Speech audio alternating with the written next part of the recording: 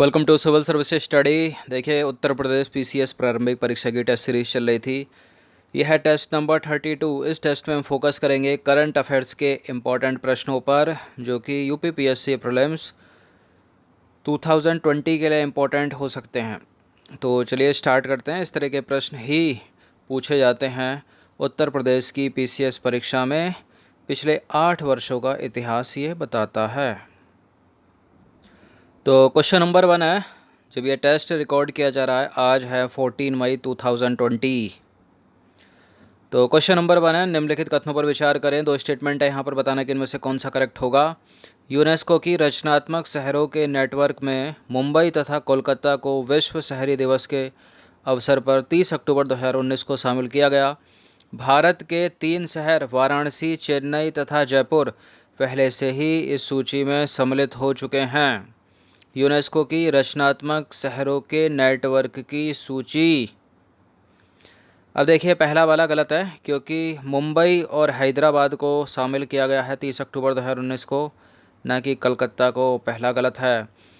दूसरा वाला statement correct है। भारत के 3 शहर वाराणसी, चेन्नई, जयपुर जो हैं पहले से ही इस सूची में सम्मिलित हैं। केवल 2 इसका आंसर हो जाएगा। तो देखिए, यूनेस्को की रचनात्मक शहरों के नेटवर्क में मुंबई तथा हैदराबाद को विश्व शहरी दिवस के अवसर पर 30 अक्टूबर 2019 को शामिल किया गया। तो हैदराबाद, मुंबई और हैदराबाद है, ना कि मुंबई और कोलकाता। रचनात्मक शहरों की सूची में वाराणसी को संगीत के लिए, चेन्नई को भी संगीत के लिए तथा जयपुर को शिल्प एवं लोक कला के लिए इसमें शामिल किया गया है। मुंबई को फिल्म निर्माण, जबकि हैदराबाद को गैस्ट्रोनॉमी के कारण इसमें शामिल किया गया है। तो कलकत्ता इसमें शामिल नहीं है, याद रखिएगा। क्वेश्चन नंबर 2 है, इनमें से किस नाट्य कला का अबू धाबी में अंग्रेजी रूपांतरण प्रस्तुत किया गया है? किसका किया गया है? भवना, घूमर, काल बेलिया या फिर इनमें से कोई नहीं? तो इसका आंसर भवना है, ऑप्शन नंबर ए। तो देखिए, 1 नवंबर 2019 को असम की 500 वर्ष पुरानी भवना नाट्य कला का अंग्रेजी रूपांतरण का मंचन अबू धाबी में किया गया। ये इंपॉर्टेंट है प्रश्न सारे के सारे। अच्छे से इसका रिवीजन करते रहिए, सुनते रहिए। इनमें से किस जिले को, और अपना भी लगाइए पता तो चले किसका कितना सही है, इनमें से किस जिले को संयुक्त राष्ट्र अंतर्राष्ट्रीय बाल एवं शैक्षणिक कोष 2019 पुरस्कार हेतु चुना गया? अब डिस्ट्रिक्ट के नाम दिखा देते हैं। तेलंगाना का कामारेड्डी डिस्ट्रिक्ट, तेलंगाना का आदिलाबाद डिस्ट्रिक्ट, और तमिलनाडु का कृष्णागिरी डिस्ट्रिक्ट, या फिर तमिलनाडु का ही नागपट्टनम डिस्ट्रिक्ट। किसको संयुक्त राष्ट्र अंतर्राष्ट्रीय बाल एवं शैक्षणिक कोष 2019 के पुरस्कार हेतु चुना गया है? तो डिस्ट्रिक्ट तो ये तेलंगाना का ही है, तमिलनाडु के डिस्ट्रिक्ट को एलिमिनेट कर दीजिए, लेकिन आदिलाबाद नहीं है। कौन सा है? कामारेड्डी जिला, तेलंगाना का। तो तेलंगाना की कामारेड्डी जिले को संयुक्त राष्ट्र अंतर्राष्ट्रीय बाल एवं शैक्षणिक कोष 2019 पुरस्कार हेतु चुना गया। यह पुरस्कार इस जिले को स्वच्छ भारत अभियान के बेहतर क्रियान्वयन हेतु दिया गया है। क्वेश्चन नंबर 4 है, हाल ही में किस देश ने गांधी नागरिकता शिक्षा पुरस्कार आरंभ करने की घोषणा की है?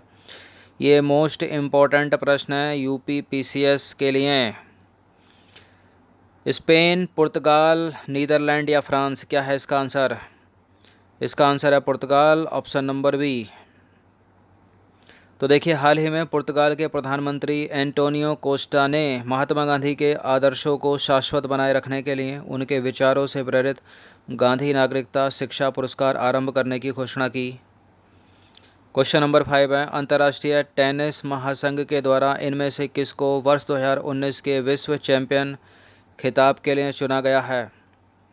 कौन है इनमें से? एस्ले वार्टी, राफेल नडाल, एस्ले वार्टी, Roger Federer, Sania Mirza, Roger Federer. तो रोजर फेडरर तो हैं, लेकिन सानिया मिर्जा नहीं है, तो इसको एलिमिनेट कर दीजिए। ना तो रोजर फेडरर हैं, ना ही सानिया मिर्जा हैं। तो जहाँ जहाँ रोजर फेडरर है उसको एलिमिनेट करिए। एस्ले बार्टी हैं, लेकिन रोजर फेडरर नहीं है। लेकिन एस्ले बार्टी के साथ कौन है? Rafael Nadal. तो इसका आंसर क्या हो जाएगा? ऑप्शन नंबर ए, अंतर्राष्ट्रीय टेनिस महासंघ के द्वारा 2019 के विश्व चैंपियन हैं ये। तो एस्ले बार्टी और राफेल नडाल को वर्ष 2019 के विश्व चैंपियन खिताब के लिए अंतर्राष्ट्रीय टेनिस महासंघ द्वारा चुना गया है। ये नाम याद रखना। क्वेश्चन नंबर 6 है, इन निम्नलिखित में से किस रेलवे स्टेशन ने ऑक्सीजन पार्लर शुरू किया है? दिल्ली, मुंबई, नासिक, पुणे, किसने शुरू किया है ऑक्सीजन पार्लर? देखिए मुंबई नहीं है, बताइए इसका आंसर क्या है। चलिए पुणे भी नहीं है, बताइए इसका आंसर क्या है। दिल्ली भी नहीं है, इसका उत्तर है नासिक रेलवे स्टेशन, महाराष्ट्र का। तो देखिए वायु प्रदूषण से निपटने के लिए महाराष्ट्र के नासिक रेलवे स्टेशन पर ऑक्सीजन पार्लर शुरू किया गया है। इसके तहत रेलवे परिसर में तरह तरह के पौधे लगाए गए हैं और ताकि इसके जरिए यात्री शुद्ध हवा महसूस कर सकें और साथ ही वह प्रदूषण को भी कम करने में मदद मिले,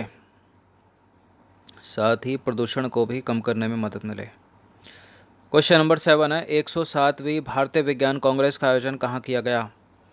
107वीं भारतीय विज्ञान कांग्रेस का आयोजन किया गया कृषि विज्ञान विश्वविद्यालय बेंगलुरु। कहाँ पर है ये? कर्नाटक में। तो देखिए 107वीं भारतीय विज्ञान कांग्रेस का जो आयोजन है वो कृषि विज्ञान विश्वविद्यालय बेंगलुरु में किया गया। इस वर्ष की थीम मतलब 2020 की बात हो रही है, विज्ञान एवं प्रौद्योगिकी ग्रामीण विकास था।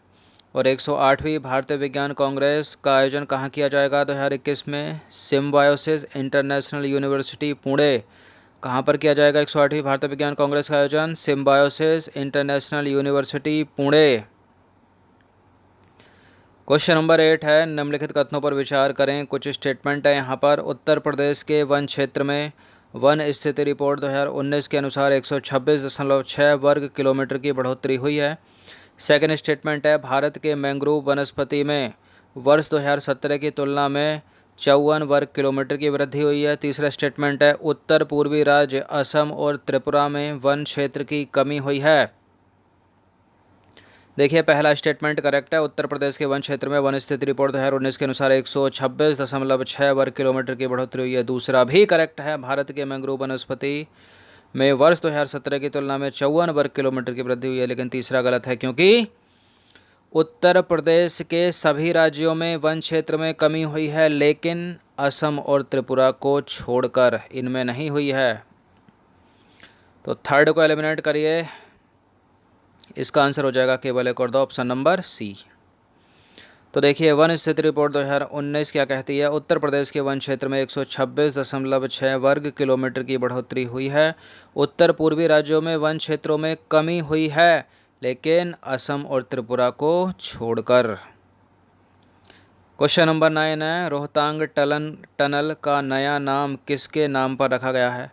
इम्पोर्टेंट है प्रश्न और काफ़ी आसान भी, क्योंकि कई बार इसकी एक्सप्लेनेशन में भी क्वेश्चन में भी बना के आपको सुन लिया होगा, यूपीपीएससी प्रीलिम्स में भी और यूपीएससी के लिए बनाया है। तो अटल बिहारी वाजपेयी के नाम पर अटल सुरंग कर दिया गया है इसका नाम। तो देखिए प्रधानमंत्री नरेंद्र मोदी ने अटल बिहारी वाजपेयी की 95वीं जयंती पर 25 दिसंबर 2019 को उनकी स्मृति में रोहतांग टनल का नामकरण अटल टनल करने की घोषणा कर दी थी। और ये टनल है कहाँ पर? हिमाचल प्रदेश में। 10वां प्रश्न है, भारत का पहला ट्रांसजेंडर विश्वविद्यालय कहाँ स्थापित किया गया है? ये मोस्ट इम्पोर्टेंट प्रश्न है, क्योंकि वो जगह उत्तर प्रदेश में है। उत्तर प्रदेश के Kushinagar district, option number A. तो देखिए देश का पहला ट्रांसजेंडर विश्वविद्यालय उत्तर प्रदेश के कुशीनगर जिले में स्थापित किया जाएगा। इस प्रश्न का नाम जरूर याद रखना, कुशीनगर डिस्ट्रिक्ट। 11वां प्रश्न है, कलासा बंदूरी परियोजना का संबंध किस नदी से है?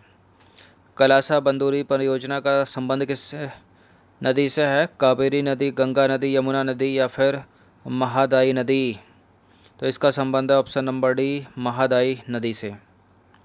तो देखिए कलासा बंदूरी परियोजना का संबंध महादाई नदी से है। इस नदी का उद्गम कर्नाटक के बेलगांव जिले के खानपुर नामक स्थान से होता है। क्वेश्चन नंबर 12 है, वैश्विक लैंगिक अंतराल रिपोर्ट 2019 में भारत को कौन सा स्थान प्राप्त हुआ? कौन सा स्थान प्राप्त हुआ है? वैश्विक लैंगिक अंतराल रिपोर्ट 2019 में 112वां, 102वां, 151वां या 101वां? तो देखिए वैश्विक लैंगिक रिपोर्ट 2019 में भारत को जो स्थान मिला है वो 112वां स्थान मिला है। और 101वां स्थान नेपाल को प्राप्त हुआ, जो भारत का पड़ोसी देश है। पाकिस्तान जो भारत का पड़ोसी देश है उसको 151वां स्थान मिला। श्रीलंका जो भारत का पड़ोसी देश है उसको 102वां स्थान मिला। वैश्विक लैंगिक अंतराल रिपोर्ट वर्ल्ड इकोनॉमिक फोरम द्वारा जारी की जाती है और भारत की स्थिति 2008 के मुकाबले 2019 में 4 स्थान पीछे चली गई है। 112 याद रखना आपको। क्वेश्चन नंबर 13 है, समाचारों में रहने वाला वेस्ट बैंक कौन सी नदी के किनारे स्थित है? कौन सी नदी के किनारे स्थित है वेस्ट बैंक? बोलगा नहीं है, नील नहीं है, और टिग्रिस नहीं है, यह है जॉर्डन रिवर। कौन सी नदी है? जॉर्डन नदी। तो देखिए, वेस्ट बैंक जॉर्डन नदी के किनारे स्थित है। इसे वेस्ट बैंक इसलिए कहा जाता है क्योंकि यह जॉर्डन नदी के पश्चिमी तट पर अवस्थित है। तो वेस्ट, ये वाला वेस्ट है, WEST, वो वेस्ट वाला वेस्ट नहीं है ये। नंबर 14 है, निम्नलिखित कथनों पर विचार करें। 2 स्टेटमेंट है यहाँ पर। चाहबार बंदरगाह ईरान के सिस्तान तथा बलूचिस्तान प्रांत में हिंद महासागर के किनारे स्थित है। चाबार बंदरगाह ग्वादर पोर्ट से लगभग 200 किलोमीटर की दूरी पर स्थित है। ये प्रश्न इम्पोर्टेंट है। देखिए, चाबार पोर्ट जो है ईरान के सिस्तान तथा बलूचिस्तान प्रांत में इंडियन ओशन के किनारे स्थित है। पहला वाला करेक्ट है। चाबार पोर्ट ग्वादर पोर्ट से देखिए 200 किलोमीटर नहीं है, 100 किलोमीटर दूर है। तो केवल एक यहाँ पर सही हो जाएगा।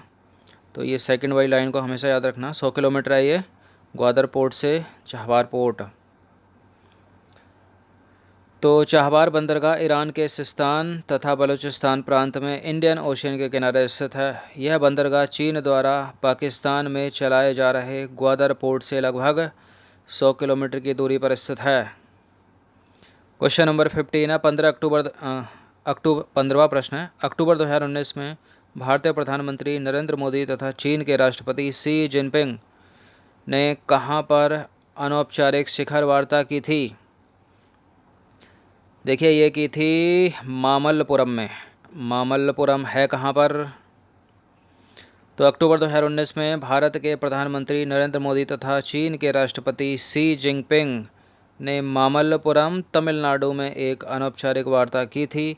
मामल्लपुरम को महाबलीपुरम के नाम से भी जाना जाता है।